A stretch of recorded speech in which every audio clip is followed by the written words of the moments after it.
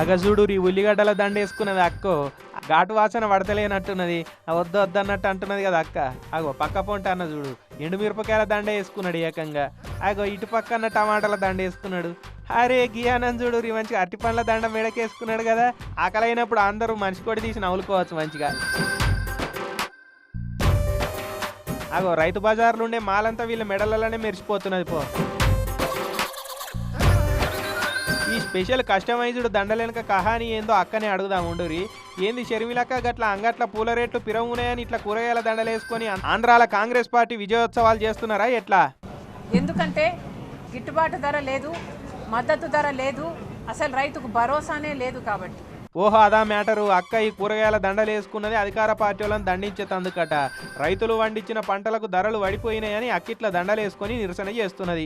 మరి ఇప్పుడు తక్షణ కర్తవ్యం ఏందన్నట్టు అక్క? కాంగ్రెస్ పార్టీ రైతుల పక్షాన చంద్రబాబు గారి దగ్గరికి వెళ్ళాలనుకొని, అసెంబ్లీకి వెళ్ళాలనుకొని మేము సిద్ధమయ్యాము.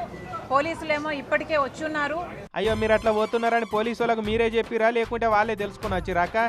సార్ను కలిసి ఇంతకు ఏం చెప్దాం అనుకుంటున్నారు? మెమోరాండం చంద్రబాబు గారికి ఇవ్వాల్సిన అవసరం ఉంది. ఓహో మెమోరాండం ఇస్తాందుకు పోదాం అనుకున్నారా? కానీ పోలీసు వాళ్ళు ఏం ఆపిరా? వాళ్ళు అంతే అక్క, ప్రతిపక్ష పోలు ఇల్లు కదులుతారని తెలియగానే వచ్చి అడ్డం పడతారక్క. ఇట్లనే అప్పుడప్పుడు నిరసనలు చేస్తుంటే ఆంధ్రాలో కూడా కాంగ్రెస్ పార్టీ ఇంకా ఉన్నదని పబ్లిక్ కూడా ఎరుకైతుంటది. కీప్ గోయింగ్ అక్క అనుకుంటా వేయరట అక్క నిరసనలు చూసుకుంటా పోయినోళ్ళిగా.